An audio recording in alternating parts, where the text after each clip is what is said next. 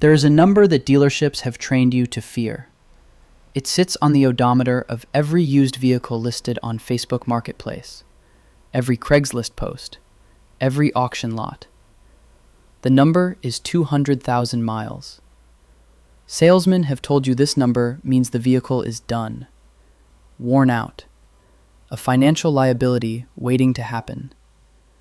They have conditioned you to walk past those listings without a second glance and step onto the new car lot, where a shiny $55,000 truck is waiting with a 36-month warranty and a payment plan that will cost you more in interest alone than that used truck would have cost outright. Here is what they never told you. On the right engine, 200,000 miles is not the end. It is not even the middle. It is just the beginning of the second chapter. And the dealerships know it. Let's start with the engine they quietly retired. The Toyota 22RE 4-cylinder, fitted in Land Cruisers and pickups from the early 1980s through the mid-1990s, was documented by independent mechanics as routinely clearing 400,000 to 500,000 miles on the original internals. Not rebuilt, not replaced. The original block, the original head, the original crankshaft. Australian fleet operators running 22R-powered Hiluxes in the outback logged mileage figures that American dealership service managers would call impossible. They are not impossible. They are what happens when an engine is designed with conservative tolerances, cast iron construction, and a timing chain instead of a rubber belt. Toyota did not discontinue the 22R because it wore out. They discontinued it because it would not wear out. An engine that runs for 500,000 miles on basic maintenance sells you exactly one engine. That is a terrible business model.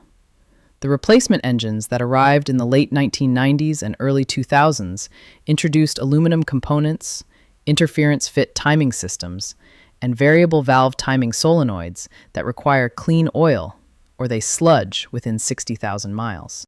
Not because aluminum and variable timing are bad engineering. They are not. But because the tolerances were deliberately tightened in ways that guaranteed a revenue stream from the service department every 5 to 7 years. Now look at the domestic side of this same story.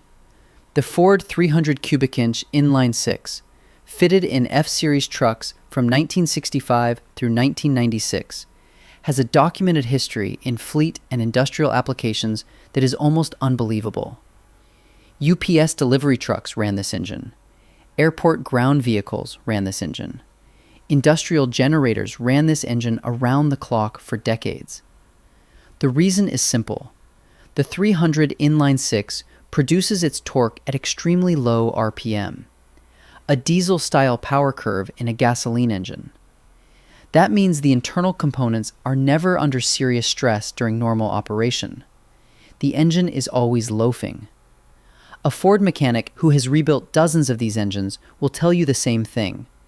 The cylinders are still round at 250,000 miles. The crank journals are still in spec. On a modern turbocharged 4-cylinder, the same mileage means a junkyard engine or a $6,000 rebuild. The difference is not maintenance. The difference is engineering intent. But here is where the mileage lie becomes a financial weapon used directly against you. Banks will not finance a vehicle with over 150,000 miles in most cases. That is not a safety policy. That is a market manipulation policy. It is a financing wall that forces buyers who cannot afford new car payments to accept predatory used car rates on lower mileage vehicles, rather than paying cash for a mechanically superior high-mileage truck. The result is that a 1993 F-150 with a 300 inline six and 220,000 miles sells for $3,500 at a private sale. That truck, properly maintained, has 150,000 miles of documented life remaining by any reasonable mechanical standard. The cost per remaining mile on that purchase is under 3 cents. Compare that to a $45,000 truck with a turbocharged V6 that has a known timing chain tensioner failure at 90,000 miles. The repair is $3,200 at the dealer. They will not negotiate because you have no other option. The cost per problem on the new truck begins before you finish paying it off. The high-mileage old truck is not the financial risk. It is the financial solution. The banks built the wall to keep you from figuring that out. There is one more layer to this story, the inspection layer. Buying a high-mileage older truck is not a matter of blind faith. A pre-purchase inspection by an independent mechanic costs $100 to $150. That inspection will tell you the condition of the cooling system, the transmission, the brakes, and the engine compression. A compression test on a 300 inline-six with 210,000 miles that comes back at 160 psi across all 6 cylinders tells you exactly what you are buying. That engine has decades of life remaining. You cannot get that information on a new truck. The dealer will not let an independent mechanic inspect a new car before purchase. You sign the papers, you drive it off the lot, and whatever engineering time bomb is ticking underneath that plastic engine cover is now your problem the moment the warranty expires. The $3,500 truck with a compression test receipt is more transparent than the $55,000 truck with a 3-year warranty and a known timing chain problem the manufacturer hopes you will not discover until month 37. Here is what smart buyers are doing right now. They are searching for the intersection of 2 things: a pre-1996 engine with a documented history of 400,000 plus miles, and a private seller who does not understand what they have. Those listings exist every day. A 1991 Toyota pickup with a 22 RE engine and 195,000 miles listed at $4,200 because the seller thinks the mileage makes it worthless.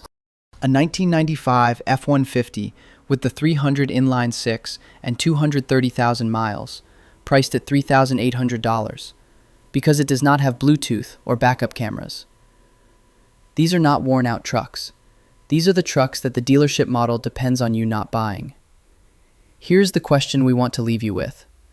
If you could buy a truck proven to run for 500,000 miles for $4,000 in cash today, or finance a truck with a known engine problem for $55,000 over 7 years, which one is the liability? Drop your answer in the comments. If this changed how you think about the odometer, the video on screen right now covers the specific model years where the old iron engines were built to their highest standard and which variants